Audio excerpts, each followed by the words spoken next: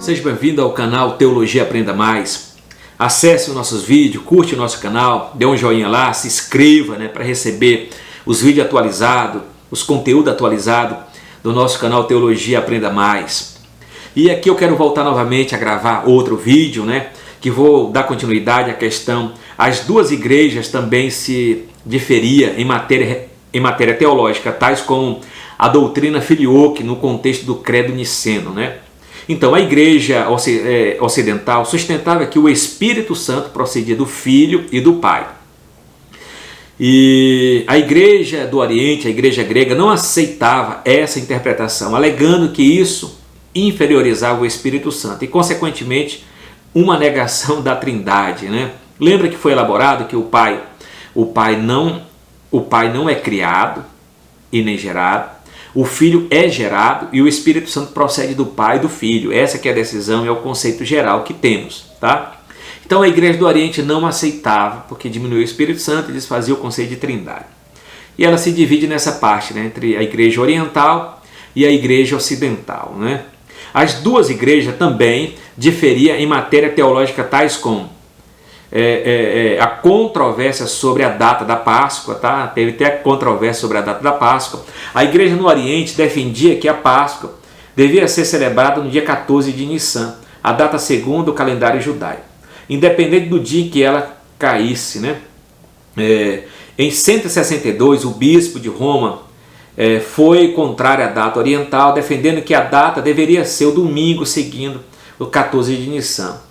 Desde o século II, essa questão sempre tornou-se difícil para a relação entre os dois grupos, orientais e ocidentais. Outra questão principal também, que foi discutido, foi a questão do celibato e da barba. No Oriente, apenas os bispos, o celibato era obrigatório, mas no Ocidente, todos os clérigos não podiam contrair o casamento. O mesmo aconteceu em relação à barba. No Oriente, todos os clérigos deveriam usá-la, enquanto no Ocidente o uso não era obrigatório. Outra controvérsia aqui da questão do iconoclasta. A igreja do Ocidente usava imagens, escultura no culto, enquanto a igreja oriental eliminou as esculturas, conservando apenas os ícones, as imagens de Cristo, que poderia ser reverenciada, mas não adorada. A questão daquele Cristo pantocrato, que eu acho muito interessante ele. Nomeação do patriarca de Constantinopla. O Papa Nicolau, em meados do século IX, tentou interferir na nomeação do patriarca da Igreja Oriental. Lá no Ocidente, se chama a questão do Papa, Pai elevado. No Oriente, não usa a palavra Papa, se usa a palavra lá patriarca, que significa pai também. Causando ressentimento, mesmo na época os motivos teriam sido justificados. Então fecha essa questão para pensar o que tinha de divisão.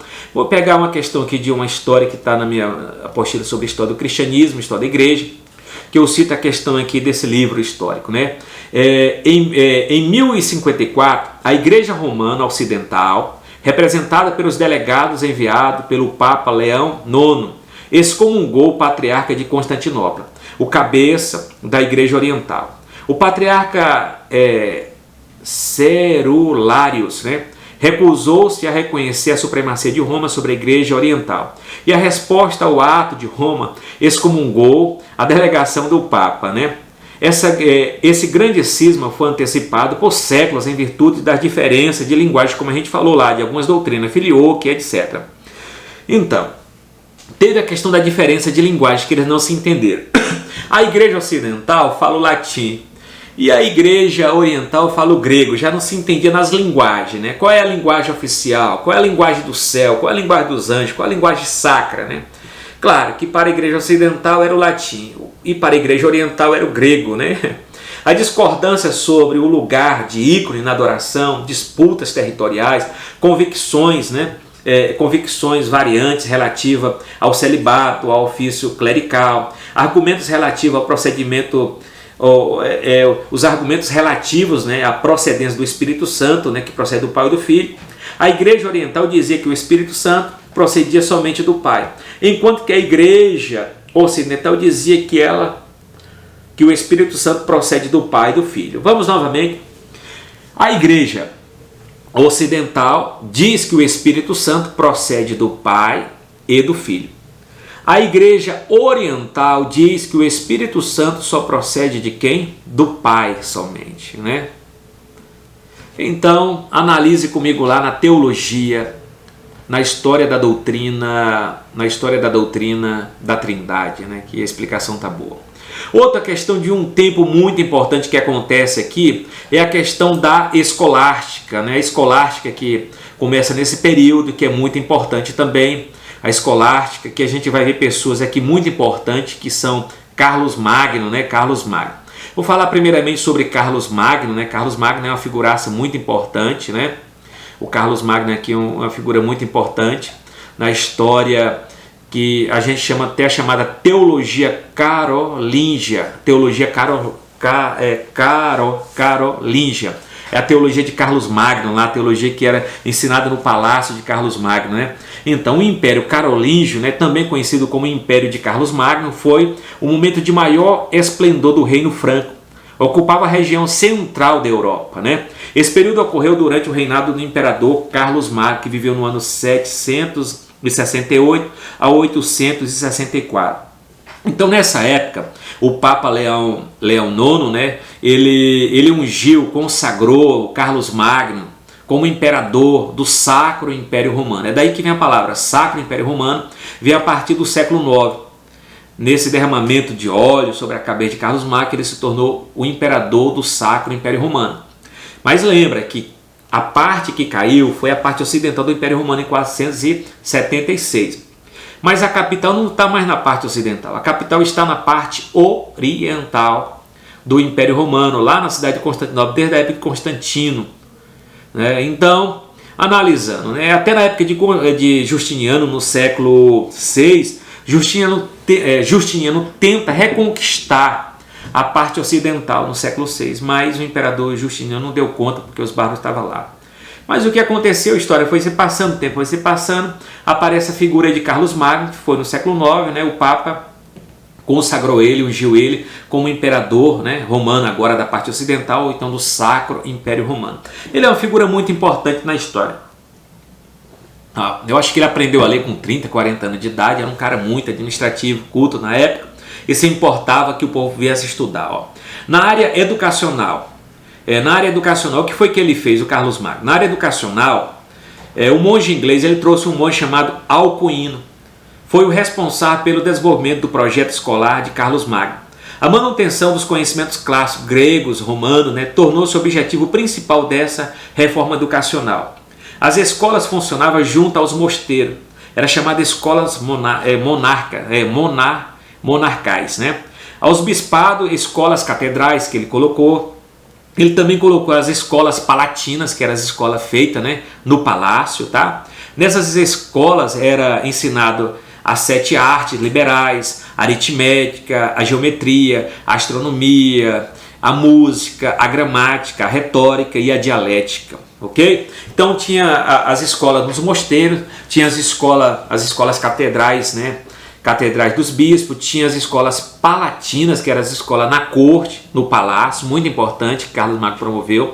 Foi um projeto político, social, econômico e educacional fantástico para a época, né, nessa visão pedagógica e etc. Né? Então nós temos aqui essa teologia na época de Carlos Magno, a teologia carolíngia. Né?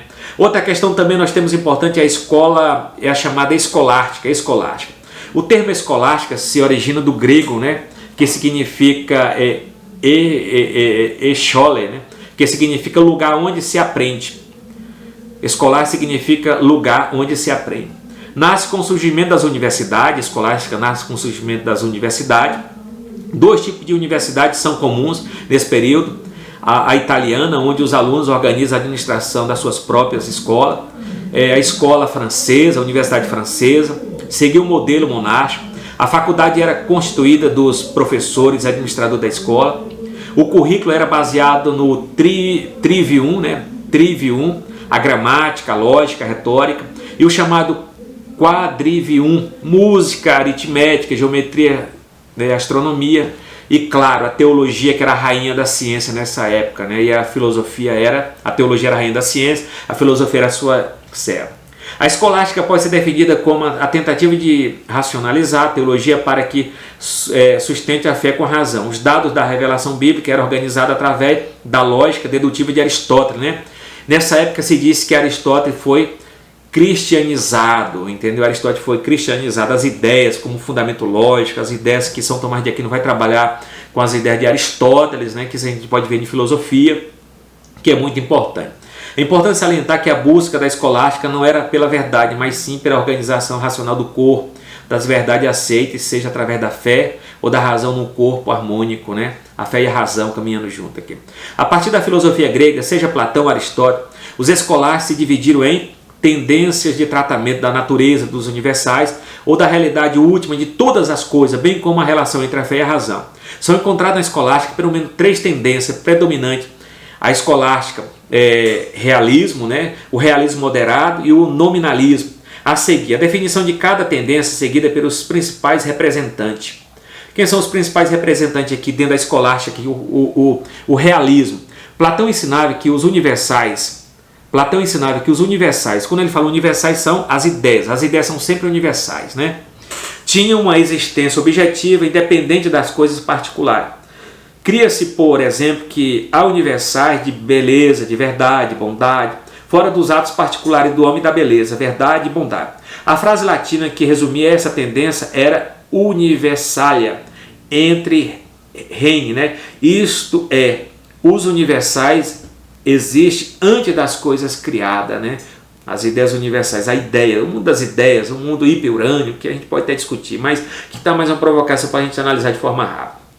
Anselmo, do ano 1033 ao ano 1109, ele nasceu na Itália, foi educado na abadia, né? Tornou-se arcebispo de Cantuária no século XI. Sobre a relação, ele discutiu sobre a relação entre fé e razão. Anselmo sintetizou na frase, né?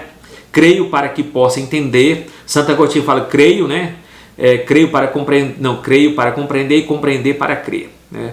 Anselmo já vinha a questão de dizer creio para que possa entender. Segundo ele, a fé deve ser o fundamento do conhecimento. Bem interessante. Anselmo também idealizou 2 argumentos em prol da existência de Deus. Ele colocou, o primeiro argumento é cosmológico, procurava explicar a existência de Deus através de sua criação. Isso é Anselmo. Com tudo que existe, subentende um Criador, o regresso até a origem remete à existência de Deus. O segundo argumento é o ontológico, relativo ao ser. Como todos possuem uma ideia de um ser supremo, essa ideia e iniciativa deve se proceder que existe um Deus que é um ser perfeito, etc. Outra importante contribuição de Anselmo foi na sua teoria da expiação em sua obra Deus Homo, né? Porque Deus se fez homem. O homem, segundo ele, ao desobedecer a Deus, contraria uma dívida que só foi paga pelo sacrifício de Jesus na cruz do Calvário. Pela morte vicária de Cristo, o homem ficou livre dessa condenação. O pagamento, segundo Anselmo, foi para Deus e não para o diabo, como dizia Orígenes, que nós não concordamos com Orígenes, mas a ideia é mais para Anselmo. Também uma figuraça aqui, Pedro Lombardo, do ano 1100 ao ano 1160, né, o século XII. Brilhante professor da Universidade de Paris, escreveu os 2 mais importantes livros da igreja medieval, 4 livros da sentença, ou apenas sentença, como era conhecido. Nesse trabalho dividia em 4 capítulos, né? Pedro Lombardo, como era conhecido, nesse trabalho dividiu em 4 capítulos, né? Sobre ele colocou nos 4 livros da sentença, ele colocou sobre Deus como objeto da felicidade humana, como o homem pode alcançar a felicidade, a doutrina de Cristo, a cristologia. Ele falou sobre os sacramentos e a escatologia. Nesta obra de Pedro Lombardo são definidos os 7 sacramentos. A questão dos 7 sacramentos aparece na obra de Pedro Lombardo, que é olha o nome do livro, pega o nome do livro, 4 livros da sentença, ou apenas sentença. Então aparecem os 7 sacramentos no livro de Pedro Lombardo, tá? Aparece 7 sacramentos como batismo, eucaristia, crisma, casamento, ordenação, confissão e extrema-unção. Aparece desde o século XII, é isso que sedimentou hoje esse romanismo que está, mas vem desde a época de Pedro Lombardo, que nós não concordamos com essa parte. O protestantismo vai ficar com 2 sacramentos, o batismo e a ceia. Outro realismo moderado, né? Outro realismo moderado aqui. Diferentemente de Platão, Aristóteles possuía uma visão moderada da natureza, da realidade.